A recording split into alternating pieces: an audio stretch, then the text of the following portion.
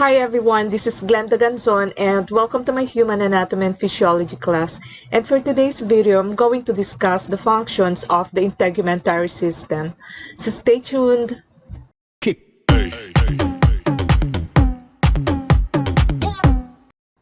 The skin and accessory structures perform a variety of essential functions such as protecting the body from invasion of the microorganisms, chemicals, and other environmental factors, preventing dehydration, acting as a sensory organ, modulating body temperature and electrolyte balance, and synthesizing vitamin D.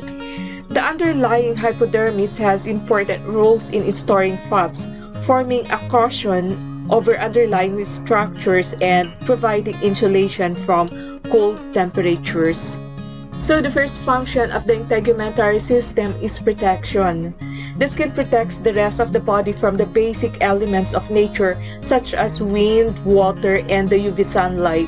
It acts as a protective barrier against water loss due to the presence of layers of keratin and glycolipids in the stratum corneum. It is also the first line of defense against the abrasive activity due to contact with grit, microbes, or harmful chemicals. And sweat excreted from sweat glands deters microbes from over-colonizing the skin surface by generating dermicidin, which has an antibiotic properties.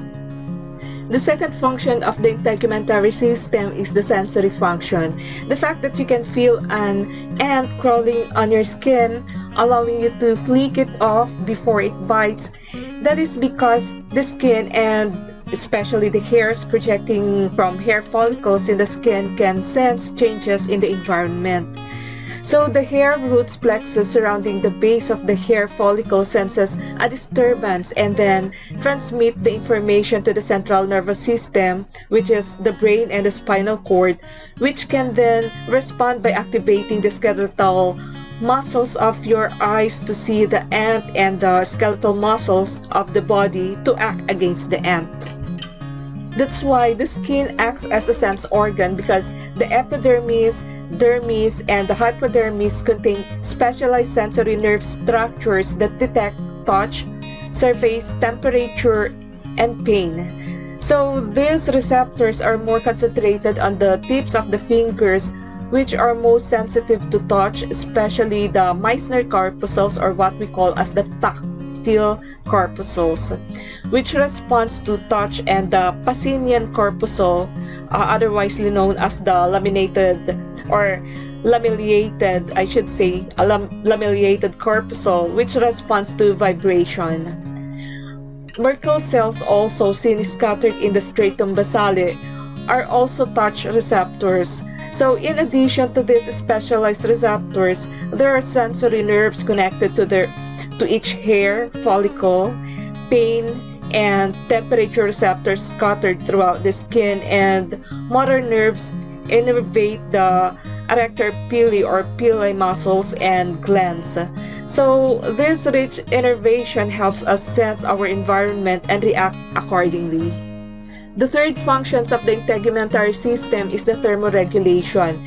So the integumentary system helps regulate body temperature through its tight association with the sympathetic nervous system and the division of the nervous system involved in our fight or flight responses. The sympathetic nervous system is continuously monitoring body temperature and initiating appropriate motor responses.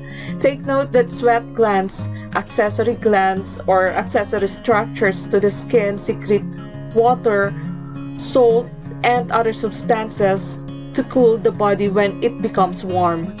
Even when the body does not appear to be noticeably sweating, approximately 500 ml or milliliter of sweat, which are the insensible perspiration, as what we call it, are secreted per day. And if the body becomes excessively warm due to the high temperatures, vigorous activity, or a combination of the two, sweat glands will be stimulated by the sympathetic nervous system to produce large amount of sweat, as much as 0.7 to 1.5 liter per hour for an active person. And when the sweat evaporates from the skin surface, the body is cooled as body heat is dissipated. In addition to sweating, arterioles in the dermis dilate so that excess heat carried by the blood can dissipate through the skin and into the surrounding environment. This accounts for the skin redness that many people experience when exercise. And when the body temperatures drop, the arterioles constrict to minimize heat loss, particularly in the ends of the digits and tip of the nose. This reduced circulation can result in the skin taking on whitish hue. Although the temperature of the skin drops as a result, passive heat loss is prevented and internal organs and structures remain warm. And if the temperature of the skin drops too much, such as environmental temperatures below freezing, the conservation of the body core heat can result in the skin actually freezing, a condition which is called frostbite. And the last function of the integumentary system is the vitamin D synthesis. The ectodermal layer of the human skin synthesizes vitamin D when exposed to UV radiation.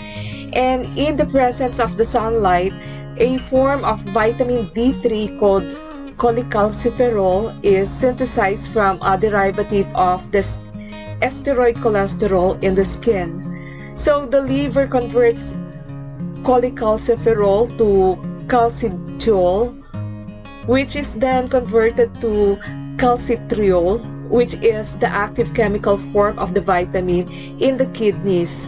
So vitamin D is essential for normal absorption of calcium and phosphorus, which are required for healthy bones. And the absence of the sun exposure can lead to a lack of vitamin D in the body, leading to a condition which is called rickets. Rickets is a painful condition in children where the bones are mishappen due to a lack of calcium, causing bow-leggedness. And elderly individuals who suffer from vitamin D deficiency can develop a condition which is called osteomalacia, which is a softening of the bones. So in present-day society, vitamin D is added as a supplement to many foods, including milk and orange juice, compensating for the need of or for the sun exposure. And in addition to its essential role in the bone or in the bone health, vitamin D is essential for the general community against bacterial, viral, and fungal infection. And there is a recent study which are also finding a link between insufficient vitamin D and cancer. So this ends my lecture about the 4 functions of the integumentary system. Number 1 is protection. The second one is sensory function. The third one is thermoregulation, and the fourth one is vitamin D synthesis. And if you have any question, please write it in the comment section down below and I'll be glad to answer them all. And once again, I would like to thank you all for watching this video and for listening to my discussion. Until my next video, bye everyone!